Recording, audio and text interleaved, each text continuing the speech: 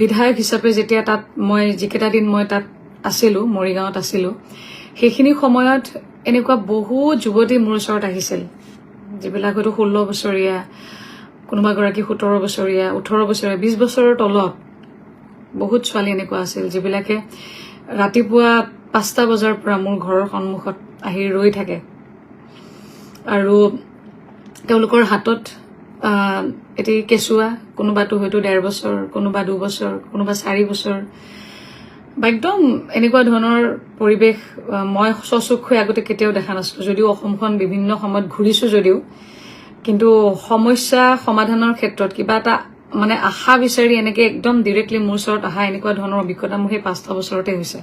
বহুত আশালৈ তেওঁলোকে আহিছিল আৰু সেইখিনি সময়ত মই দেখিছিলোঁ যে সঁচা অৰ্থত আমাৰ গাঁওবিলাকত, গাঁৱে ভূঞে থকা মহিলাবিলাক, যুৱতীবিলাকৰ ক্ষেত্ৰত যিটো সমস্যা মই একদম স্বচক্ষুৰে দেখিছিলোঁ, সেইটো হৈছিলে যে অতি কম সময়ত, কম বয়সত বিয়া হোৱা, আৰু তাৰ পিছত যাৰ লগত ভাল হৈছেতো ভালেই, কিন্তু যাৰ লগত হয়তো ভবা মতে নহ'ল, হয়তো কোনোবা এনেকুৱা যুৱতী মোৰ ওচৰত আহিছে যাৰ বিয়া হৈছে 2 বছৰ পিছতে স্বামী ঢুকাইছে আৰু কোলাত হয়তো একদম কণমানি এটি শিশু, আৰু সেইখিনি সময়ত হয়তো চিন্তা চৰ্চা নকৰাকে হয়তো ঘৰৰ অমতত গুচি গৈছে বা পলাই গুচি গৈছেগে বা বিয়া হৈছে।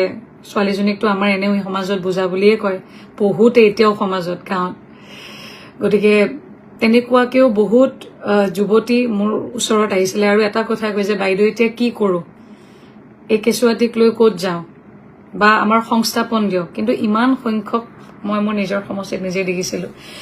মই যিমানখিনি পাৰোঁ মোৰ সমষ্টিত থাকোঁতে যিখিনি পাৰিছোঁ তালৈকে কৰিছোঁ, কিন্তু কাৰণ সমষ্টি এটা ধেমালি নহয়, ইমান মানুহক একেলগে চাৰিওফালৰ পৰা সহায় কৰিবৰ কাৰণে ইমানখিনি সক্ষমতাও, মানে সেইখিনি সময়ত মই নিজেও নতুন আছিলোঁ, কাক কেনেদৰে কি ধৰণে সহায় কৰিম। তথাপিতো মই মোৰ ফালৰ পৰা যিমানখিনি কৰিব লাগে কৰিছিলোঁ। আৰু তাত মই বিশেষকৈ সেই ছোৱালীবিলাক, সেই যুৱতীবিলাকৰ ক্ষেত্ৰত এই ধৰণৰ সমস্যাবিলাক দেখিছিলোঁ যে কম বয়সত বিয়া হয় বা অথবা কিছুমান মহিলা সময়মতে বিয়া হ'লেও তেওঁলোকে হয়তো যাৰ ভাল হৈছে ভালেই, কিন্তু এনেকুৱা কিছুমান মহিলা আছিলে যিবিলাক সেই কম বয়সতে বিধৱা হৈছে বা পাৰিবাৰিক সংঘাততে হওক ঘৰৰ পৰা ওলাই আহিছে, যিখিনি প্ৰাপ্য সেইখিনি প্ৰাপ্যখিনি পাবৰ কাৰণে তেওঁলোকৰ মানে আইনীভাৱে যুঁজিবৰ কাৰণে তেওঁলোকৰ হাতত মানে ধনৰ মানে পৰ্যাপ্ত পৰিমাণৰ ধনৰ অভাৱ আছিলে, যাৰ কাৰণে তেওঁলোকৰ বিয়াত খুব আশা কৰি দিয়া, ঘৰৰ ফালৰ পৰা দিয়া আচবাবখিনি বা ঘৰৰ পৰা বিয়াত দিয়া সেই বস্তুখিনি আনিবৰ কাৰণে তেওঁলোকৰ ওচৰত সক্ষমতা নাছিলে। গতিকে এনেকুৱা ধৰণৰ বহুত সমস্যা দেখিছিলোঁ। আৰু সেইখিনিৰ উপৰিও তাৰ উপৰিও মই সমষ্টিত বিধায়ক হৈ থাকোঁতে মই যিখিনি প্ৰত্যাহ্বান মই নিজৰ জীৱনত যিখিনি মুখামুখি হ'লোঁ, তাৰপিছত 2021 চনত হৰাৰ পিছৰ পৰা মোৰ জীৱনৰ বেলেগ এটা যাত্ৰা এটা আৰম্ভ হ'ল। তাতেও মই যিখিনি প্ৰত্যাহ্বান নেওচি আজিৰ ডেটলৈকে এতিয়ালৈকে শক্তিশালী ৰূপত প্ৰতিষ্ঠা লাভ কৰিলোঁ, এই গোটেইবিলাক দেখি বা বাহ্যিক সমাজখনতো দেখি এটা বস্তু মই অনুভৱ কৰিলোঁ যে মহিলা এগৰাকীৰ ক্ষেত্ৰত পুৰুষতকৈ মহিলাগৰাকীৰ প্ৰত্যাহ্বান জীৱনত বহুত বেছি থাকে, বহুত বেছি থাকে, বহুত বেছি থাকে। আৰু সেই প্ৰত্যাহ্বানখিনি নেওচি নিজৰ লক্ষ্যত উপনীত হ'বৰ কাৰণে আটাইতকৈ বেছি দৰকাৰ মানসিক শক্তি, আত্মবিশ্বাস, যাৰ কাৰণে হয়তো আজিও মই ইয়াতে আপোনালোকৰ সন্মুখত বহুতে ইয়াতে হয়তো কিছুমান, বহুতে নহয় কিছু সংখ্যাই ক'ব বিচাৰে যে আঙুলতা অহংকাৰী নেকি। আচলতে আত্মবিশ্বাসী আমি। বহুতে মহিলাৰ সেই আত্মবিশ্বাসটোক অহংকাৰী ৰূপত প্ৰতিষ্ঠা কৰাব বিচাৰে। মই আত্মবিশ্বাসী, মই কাৰো ওচৰত নাকান্দো, সেইকাৰণে চাগে ভাবে যে এই অহংকাৰী। মই নাকান্দো কাৰো ওচৰত, মোৰ আৱেগখিনি মই কেতিয়াও বিক্ৰী কৰিব নিবিচাৰোঁ কাৰো আগত। গতিকে এই বিভিন্ন ধৰণৰ বিষয়বিলাক চাই মই যোৱা কেইটামান দিনৰ আগত, বহুত দিনে আগৰ এটা পৰিকল্পনা আছিল কাম্য।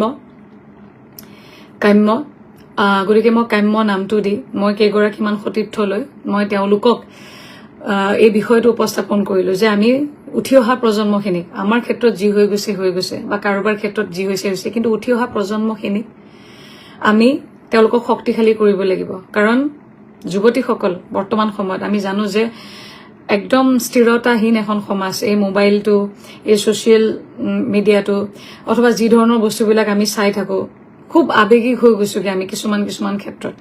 গতিকে এই যুৱতীসকলক আমি ক'ৰবাত আমাৰ এই অনুষ্ঠানটোৰ জৰিয়তে শক্তিশালী কৰিব পাৰিম নেকি, মানসিকভাৱে শাৰীৰিকভাৱে আমি শক্তিশালী কৰিব পাৰিম নেকি, আত্মবিশ্বাস তেওঁলোকক গঢ়িব পাৰিম নেকি, এই ধৰণৰ চিন্তা চৰ্চা কৰি আমি কাম্যখন, আমি মঞ্চখন আমি সৃষ্টি কৰিলো। আৰু কাম্যৰ জৰিয়তে প্ৰথমটো আমি মূলা গাভৰু শীৰ্ষক নাম দি আমি 5 দিনীয়া কেৰাটে প্ৰশিক্ষণ এটা কৰিলো। আমি জানো যে 5 দিনত কেৰাটে কোনেও শিকিব নোৱাৰে, কিন্তু সেল্ফ ডিফেন্সৰ কেইটামান হলেও দিশ আমাৰ যিসকল ইয়াতে ছাত্ৰীসকলে আহি শিকি গৈছে তেওঁলোকে তেওঁলোকৰ অভিজ্ঞতাখিনি বাৰু জনাব কেতিয়াবা ফেচবুকৰ জৰিয়তে। কিন্তু আমি বহুত প্ৰয়াস কৰিছো যে তোমালোকে ভিতৰৰ পৰা তোমালোকে শক্তিশালী হোৱা, কাৰণ আহি থকা সমাজখনত যিমানবিলাক প্ৰত্যাহ্বান আছে তাক যদি তোমালোকে নেওচি আগবাঢ়িব লাগে তেতিয়াহ'লে আটাইতকৈ বেছি ডাঙৰ তোমালোকৰ অস্ত্ৰ হ'ব যে মানসিক শক্তিটো। গতিকে পৰিকল্পনাৰ ভিত্তিত যাতে জীৱনটো তেওঁলোকে জীয়াব পাৰে সেই কথাবিলাক চিন্তা কৰি আমি এই প্ৰথমটো কাৰ্যসূচী ললো।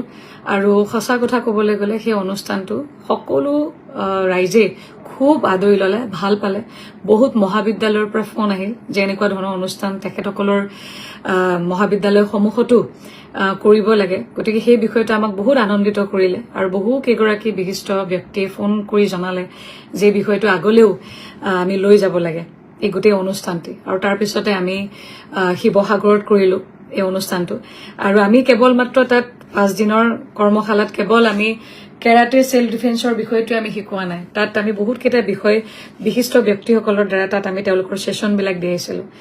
যেনেকৈ ছোৱালীবিলাকে বা মহিলাবিলাকে স্বাস্থ্যৰ ক্ষেত্ৰত কেনেকৈ যত্ন ল'ব লাগে সেই বিষয়ত আমি দিছিলো। আইনৰ বিশেষ কিছুমান বিষয় নজনা কাৰণে আমি কিমান মহিলা থানাখনত গ'লে আমি ভয় কৰোঁ, সেই আইনী কিছুমান বিষয় আমি তেওঁলোকক জনাবৰ কাৰণে কিছুমান পৰিৱেশ তেওঁলোকৰ বিশিষ্ট ব্যক্তিসকলক লৈ গৈছিলো যে কিছু তেওঁলোকৰ সম্যক আমি যাতে তেওঁলোকক জ্ঞান দিব পাৰোঁ সেই বিষয়ত। আৰু কেইগৰাকীমান আমি মহিলা, শক্তিশালী মহিলা যিয়ে আজিৰ দিনত সমাজখনত নিজকে বহুত প্ৰত্যাহ্বান নেওচি প্ৰতিষ্ঠা লাভ কৰিছে, তেখেতসকলৰ কিছুমান জীৱন গাথা তেওঁলোকৰ লগত আমি খুব দাঙি ধৰিবলৈ যত্ন কৰিছিলো। গতিকে সেই অনুষ্ঠানত থকা আমাৰ ছাত্ৰীসকলে খুব ভাল অভিজ্ঞতা লৈ যোৱা বুলি মই ভাবিছো, মই নাজানো তেওঁলোকে কেতিয়াবা ক'ব। তাৰপিছত আমি শিৱসাগৰত পাতিলো, শিৱসাগৰত আমাক নিমন্ত্ৰণ কৰিলে, তাতো পাতিলো আৰু তাতেও বহু সংখ্যক আমাৰ ছাত্ৰীসকলে তাত অংশগ্ৰহণ কৰিলে। মই আমাৰ কাম্যৰ প্ৰত্যেকগৰাকী সদস্যক মই বহুত বহুত ধন্যবাদ জনাইছো। তেখেতসকলক মই এনেকৈ ধন্যবাদ জনাব পৰা নাছিলো, মই বহুত বহুত ধন্যবাদ জনাইছো। কাৰণ প্ৰথম চিন্তা এটা আৰু এই চিন্তাত প্ৰথম এখন মঞ্চ, আৰু এইখিনি সময়ত বহুতে ভয় কৰি থাকে যে কেনেকুৱা হ'ব, কি হ'ব অনুষ্ঠানটো, আগতে কোনেও কৰা নাই। গতিকে এই অনুষ্ঠানটো তেখেতসকলে আহি মোক সহায় সহযোগ কৰিলে, যিসকল বিশিষ্ট ব্যক্তিসকলে আহি পেলাই ইয়াত ছেছন দিয়ালে, আৰু বিশেষকৈ সদৌ অসম কেৰাটে সন্থাৰ সভাপতি প্ৰমুখ্যে সাধাৰণ সম্পাদক আৰু গোটেই টীমটোক বহুত বহুত ধন্যবাদ। ইমান কষ্ট কৰিলে আমাৰ ছাত্ৰীসকলক লৈ। আৰু এই গোটেই কাৰ্যক্ৰমটোত আমাৰ বিশেষভাৱে এটা কথাত গুৰুত্ব দিয়া হৈছিল যে অৰ্থনৈতিক স্বাৱলম্বিতা, যে যুৱতীসকলে যাতে তেওঁলোকে এতিয়াৰ পৰাই কলেজত পঢ়ি থকাৰ পৰাই যাতে সেই বিষয়টো গুৰুত্ব সহকাৰে লয়, যে তেওঁলোকে যাতে অৰ্থনৈতিকভাৱে কেনেকৈ স্বাৱলম্বী হ'ব পাৰে সেই বিষয়টো আমাৰ ইয়াত ছেছন দিয়া হৈছিলে। গতিকে সেইটো আজিৰ দিনত বহুত গুৰুত্বপূৰ্ণ। অলপ আগতে মই যিটো আমাৰ সমষ্টিৰ বিষয়টো আপোনালোকৰ আগত ৰাখিছিলো, যে বহুত এনেকুৱা যুৱতী আছিল যে তেওঁলোকে হয়তো এই বিষয়বিলাক ভবা নাছিল। সকলোৱেতো ভাল ভাবি পেলাই সংসাৰখন কৰিম বুলি ভাবে, কিন্তু কেতিয়াবা ভাগ্যত বা কেতিয়াবা নাথাকে, ভবা মতে নহয়গে। গতিকে জীৱনটোতো জীয়াবই লাগিব। গতিকে সেই বিষয়ত যদি আমাৰ ক'ৰবাত নিজৰ জীৱনটো নিয়াবলৈ যদি ক'ৰবাত আমাক ধনখিনিয়ে, পৰ্যাপ্ত ধনখিনিয়ে যাতে আমাক আগুৱাই নিবৰ কাৰণে সহায় কৰে, কেতিয়াও যাতে হতাশ হৈ পেলাই নিজৰ জীৱনটোকে যাতে শেষ কৰিবলগীয়া নহয়গে, এই বিভিন্ন ধৰণৰ বিষয়বিলাক ৰাখি আমি অনুষ্ঠানটো কৰিছিলো। গতিকে মই ভাবো যে কিছু ক্ষেত্ৰত আমি এই অনুষ্ঠানটো কৰি সক্ষম হৈছো, ভাল এটা বিষয় আগবঢ়াবৰ কাৰণে সক্ষম হৈছো। গতিকে আগন্তুক দিনত আমাৰ এনেকুৱা ধৰণৰ অনুষ্ঠান হৈ থাকিব, য'ত মহিলাসকলৰ, যিবিলাক বঞ্চিত মহিলা আছে বিভিন্ন ক্ষেত্ৰত, তেখেতসকলৰ মানসিকভাৱে আত্মবিশ্বাস বঢ়োৱাৰ ক্ষেত্ৰত এই কাম্য সদায় কাম কৰি যাব।